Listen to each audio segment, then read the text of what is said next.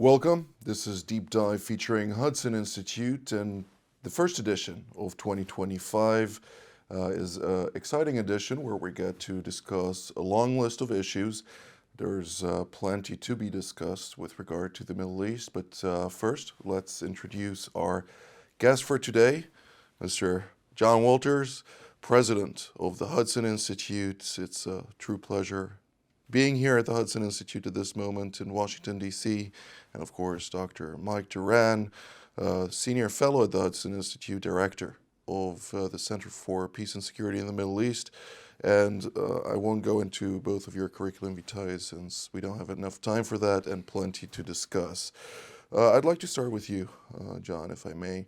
When we're looking at the current point, this juncture, 1 week ahead of the inauguration here in Washington, D.C., and the Middle East is obviously experiencing tectonic shifts. We're seeing the sands shifting from Syria. Lebanon has a new president.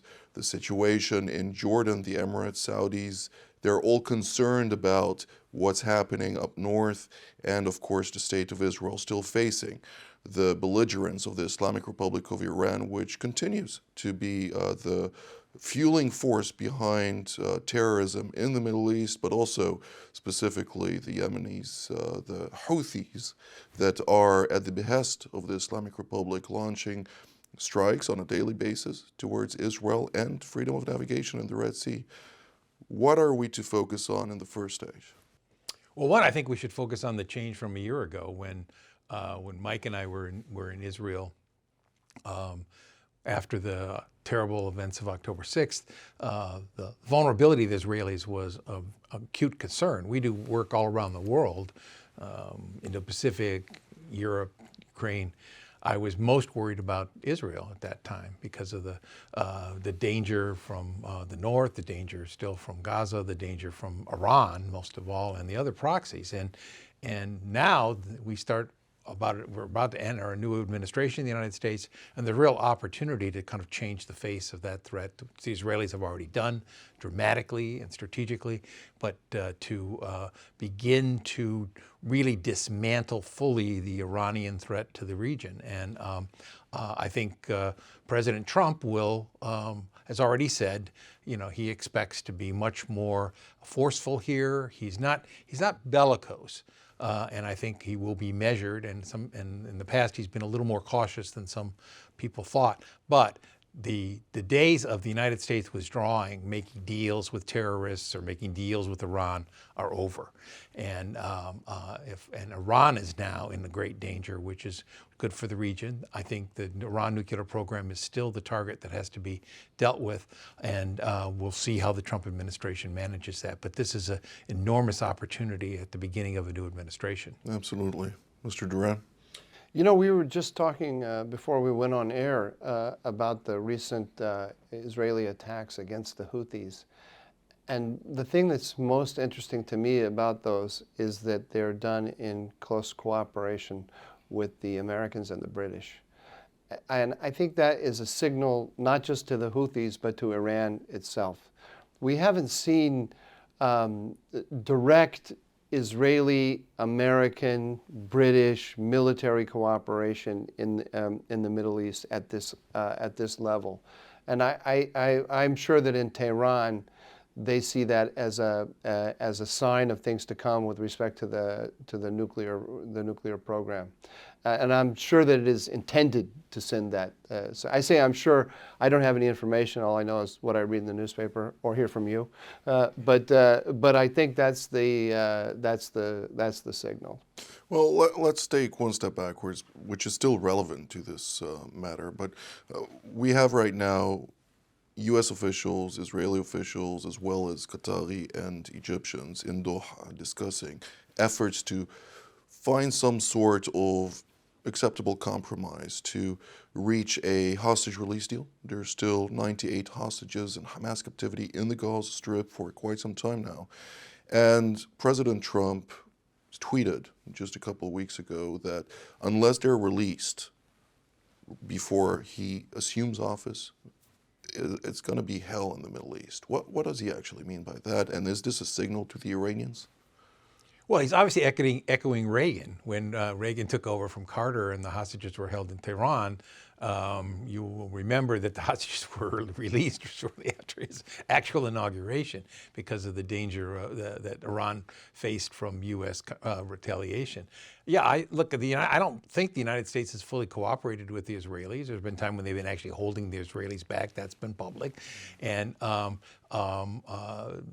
President Trump could come in and say, okay, what can we do? Let's help you in all the different ways, and let's put pressure on Iran as you are a proxy of Iran, but also let's let Israel go as aggressively as they want, and let's try to add maybe some U.S. capabilities to finding and protecting, saving the hostages.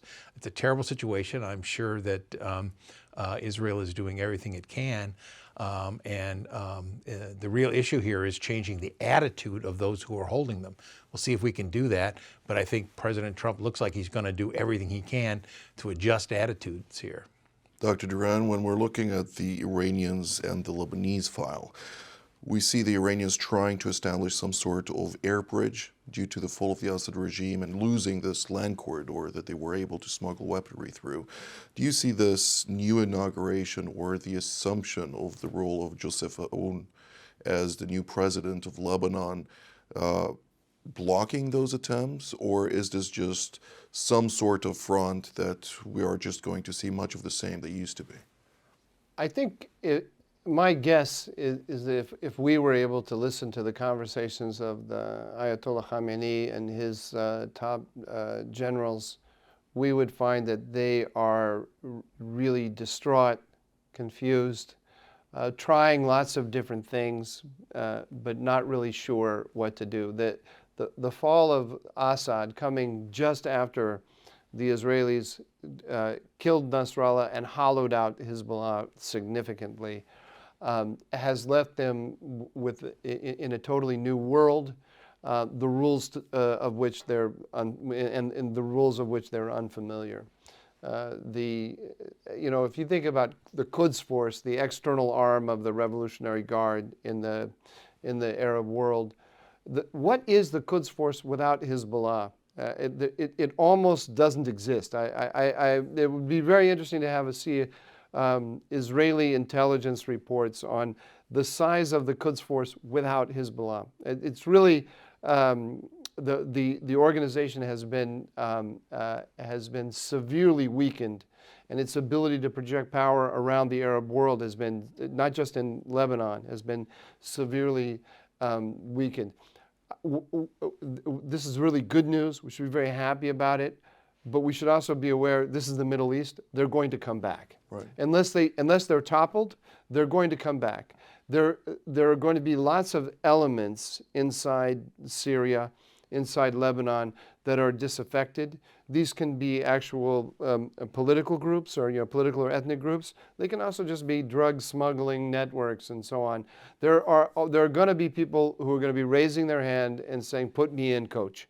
And the purpose of the Quds Force is to take all of these disparate elements who are disaffected or mercenary or just looking to earn a buck, and they will put them together into some kind of a network that will allow Iran to make its will known. I mean, I expect at some point in Syria, for example, we're going to start to see roadside bombs going off, and that just like happened in Iraq. I'll be delighted if that doesn't happen, and the Iranians are so afraid of the retribution that they won't start doing that. But I think we should assume that that's going to happen. We have, some former regime elements in Syria that repaired to the coast in Syria. Some of them went into Lebanon. I'm sure they're trying to raise their hand and say, "Put me in, coach. I want to do something." So exactly what the Iranian strategy will be, I don't know at this stage. I'm sure they're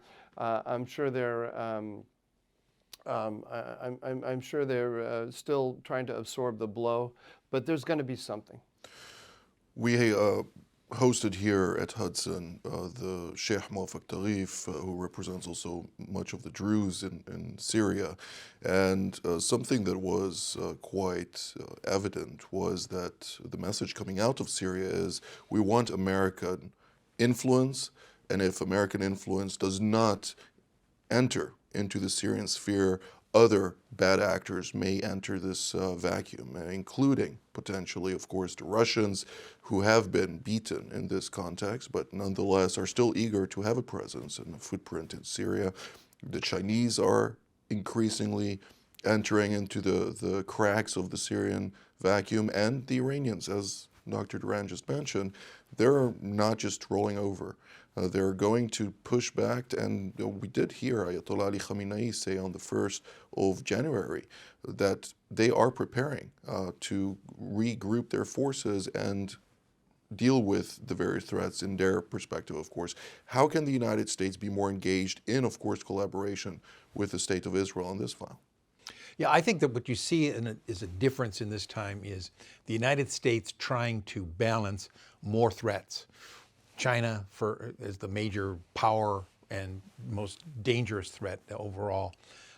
Russia, because of its threat to not only in Ukraine but to Europe, and of course Iran in the Middle East, and North Korea playing a destructive role as it has in Asia, but bringing that to the Middle East and Europe. So I think what the United States is more sensitive to is allies that can really act in these areas. Israel's obviously one of those allies. Ukraine's been one of those fighting allies. I'm not sure the Biden administration has been good at supporting those allies. In fact, I'm pretty sure that it could have done more and been more effective, and we'd be in a even better place. I think when the new administration comes in, it's going to look for allies who fight. And one of them that you see here that's been savvy in the Middle East is, of course, Turkey. And Mike's been doing some work especially after the collapse of Syria, about how does the United States engage Turkey in a way that is compatible with security needs of Israel and other allies in the region, and also helps to recognize the role that Turkey can play in these areas. That's a new relationship here, but Turkey, as Mike has talked about extensively, is one of the allies that actually has military heft here and is willing to use it. So I think the Israelis have done a remarkable job in changing the strategic situation. The United States under Trump will be more forceful in the area, but it's going to look for an ally if it can find one that'll work consistently. There's some hope that as a NATO ally that Turkey can become helpful in that, but I think the jury's out right now. Before we shift to the next country, Iraq, I'd like to ask you, Mike, because you visited Damascus, you actually went there and you saw the devastation, as you put it in your words to us, of Syria proper. The reconstruction of Syria is not going to be easy. Turkey, of course, alongside Qatar, cannot do it alone, and they are seeking Western support, including from the United States. Can Turkey and the United States reach some sort of an arrangement that would be acceptable also to the incoming Trump team, which is very attentive also to the Kurds in the eastern part, in the Al-Hasakah regions of Syria? Where do we stand on that front? I'm sure that that an arrangement between or among, I just remembered my high school English teacher didn't allow me to say between with three actors. So among Turkey, Israel, and the United States, I'm absolutely certain. With the United States representing not just the United States but also the Gulf states and Europe, that an international coalition led by the United States, together with Israel and Turkey, can reach an accommodation on Syria. If, and this is the really crucial point here, if the United States makes it a priority and stays focused on it. And I put such emphasis on that because I was in charge of the Middle East in the White House from 2005 to 2007. Back then, this is long before the Syrian civil war, back then I thought that Syria was a country of great strategic importance. I'd make a distinction between a strategic country and a strategic actor. The Syrian regime was not a strategic actor, but Syria was of great strategic importance to the United States and to the whole region. And once again, I don't think it ever stopped being that. During the Civil War, We had, I don't know how many militaries there, the Russian, the Iranian, the American, the Israeli, am I missing one? The Turkish, the North Koreans. This was the strategic territory in which the new order in the Middle East was being contested. As I see it, the Turkish and Israeli power just won a victory for the West. They just handed the West an opportunity to create a Middle Eastern order, because that's what we're working. That's what's at stake in Syria. It's not Syria; it's a Middle Eastern order. They just handed the Trump administration and the United States, the whole Western world, an opportunity to create a much more wholesome Middle Eastern order, one that does better for the Syrian people, and one that does better for everybody else in the region and everyone in Europe. Unfortunately, Syria historically has not been on the agenda of Americans. When I was in the White House, our Syria policy was always a function of other things, a function of our Israel policy, a function of our Iran policy. It was never, we never had a real policy for Syria. And I think you can say that that is true all the way throughout. I mean, obviously, those Iran policies and Israel policies, they change. The Turkey policy changes, and so the Syria policy changes. But we've never said this is actually a priority of the United States and stay focused on it. We always get distracted. So if we don't get distracted, I think we can do something wonderful for the whole world. And I think it's not that hard to do, but we have to stay focused. Well, let's put this also in context. The situation is still fluid. We're waiting and seeing what's going to happen. Hamad al-Julani, of course, is speaking very nicely towards the West, but the locals and the people of Syria do not necessarily trust him, and they are demanding various prerequisites to be able to consolidate a certain arrangement. So we will have to wait and see.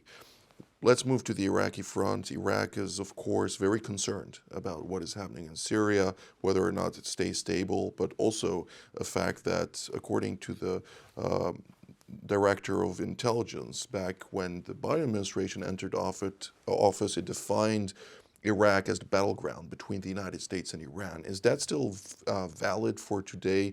And also, is that going to be a significant part of what the incoming Trump team will have to contend with vis-a-vis the Islamic Republic of Iran? Mike's more of the expert here, but it seems to me that the region is, the battlefield is expanded. The battlefield is now, it can include Iran, and Iran knows that, and Israelis have shown that. But the battlefield is the Persian Gulf, is the surrounding states. Certainly, it's Lebanon, Syria, and with groups working obviously in Jordan and other places. So I actually think the battleground is not as narrow. And that's why the opportunities are greater, because the freedom of movement and the ability to put parts together. Look, in a hard power world, it depends how the power gets aligned. And that's why I think ultimately the United States acting is so important, because it's not about whether or not some of these people that may or may not be nice guys or not nice guys or intentions in one way or the other. It's about what can you arrange the power to drive them into so that they're better or worse, or that the worst elements do not have the power here. But I don't think Iraq is the way to kind of think of the battleground. Maybe you disagree. I think there's a real opportunity in Iraq. To put it crudely, I think the job of the United States right now is to teach the Iranians geography and say Iran is Iran, Iraq, not Iran. Lebanon, not Iran. Syria, not Iran. And everywhere that is not Iran, the Iranians should not be. And if President Trump makes it clear that we are teaching the Iranians geography, we will find that all across the Middle East, there are lots of actors that want to help us teach the Iranians that lesson, including in Iraq. Even Shiite politicians who have been historically aligned with or supportive of Iran will discover the Iraqi dimension of their identity, and they will be interested in bringing all of the militias in Iraq that are controlled or deeply influenced by Iran up under the Ministry of Defense, so that we have one unified army and one entity that is in charge of the what was Weber's word? A monopoly on the means of violence. Is that the phrase? We want a monopoly on the means of violence in these countries, and I think there's Is it viable, though? I think so. I think but again, if the United States stays focused, my concern is that there's a spirit in the Trump, there's a current in the Trump world, which says these efforts to reshape or influence the Middle East are part of a nefarious globalist agenda or an unhealthy globalist agenda, and we don't even need the Middle East. We have our own oil. Let's pull back from it. Who cares? Which ironically is also a disinformation messaging campaign by both the Chinese and the Russians. The Chinese, the Russians, and the Iranians. They all are pushing that line. But what I think we should see here is that the thing that most Americans, Trump-supporting Americans, are concerned about, which is American soldiers going and being killed in the Middle East, or American tax dollars being poured down rat holes in the Middle East. None of this is necessary. What is necessary? The key ingredient is American leadership. If we lead in this way, we will find lots of dollars from the Gulf and from Europe mobilized. We will find people willing in the Middle East to put their own lives on the line for these goals, so that we don't have to do it. The lesson from Syria should be that Turkish military power and Israeli military power was sufficient to collapse the axis of resistance of Iran. So we don't have to even have a single American soldier going into battle to achieve these things. With that being said, making America great again, which we spoke about earlier this week, in order to make America great again, you need freedom of navigation in the Red Sea and Bab el-Mandeb and elsewhere. How does that converge? Well, I think I was going to go back to one of the comments about the region. I think there are two elements that frequently get missed or confused or avoided in these discussions. One is you have to remove the active forces of disorder, chaos, terrorism, imperialism by bad actors here. If those are not neutralized, then healthy states are at risk. And that's what has happened, is the neutralization of a large part of the force here, including Russia, including Iran and some of its proxies. But that's not enough. I mean, clearing the field from those forces, you also have to help build. And the question is, I think Mike's right, in this environment, whether the patience and the focus is going to be there for the Trump administration to help that build.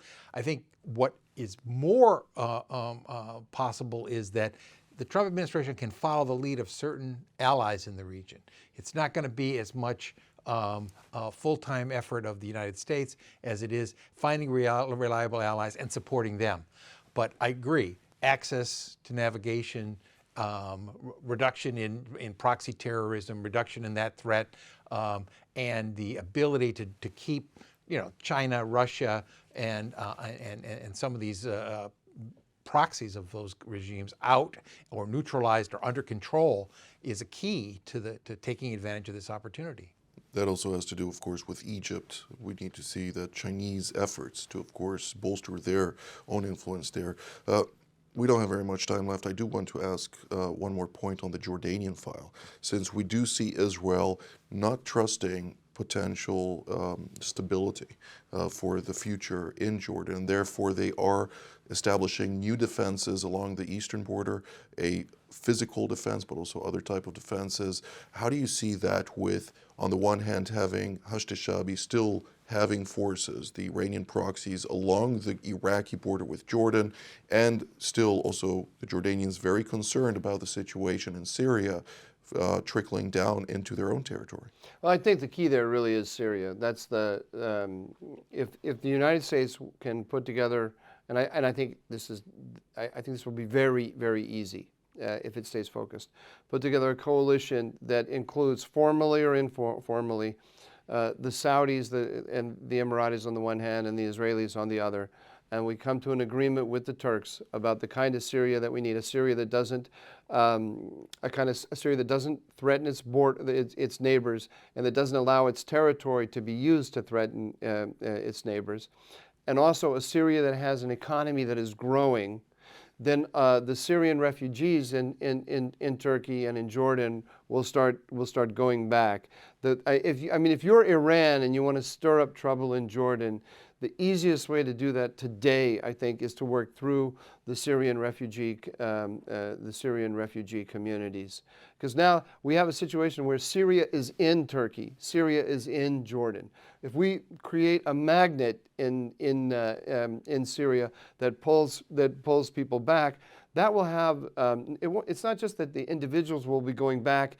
It will create. It will create a sense of momentum, and it will create a sense of shared interest on the part of all the major actors to work toward a common picture that they all have in their heads. Whether there's a Saudi-Israeli normalization or not, if Saudi Arabia and Israel are cooperating as part of an American coalition to rebuild Syria, well, then the two of them will find ways also to strengthen Jordan, which is the security of which is important to both of them. Will the Trump administration revitalize its support for potential Saudi-led coalition against the Houthis in Yemen, taking into account, of course, that the Houthis may be on the decline? Yeah, I think that this is an area that would change. It will be different from the Biden administration, and certainly the relationship with the Saudis will be much better, I presume. We have 20 seconds, 10 for each. Closing sentence. Unbelievable opportunity for Donald Trump. Unbelievable opportunity. Yeah, there's actually so much opportunity here. You wonder whether they're going to be able to take advantage of all of it, because it's unlike Asia, this is really an area where we can make history. He hasn't even gotten to power, and we're winning so much. I'm already tired of winning. Mr. John Walters, Dr. Mike Durant, thank you so very much for both of you, and I'd like to thank all of you at home as well. This was Deep Dive featuring Hudson Institute, and until our next edition. Greetings from here in Washington.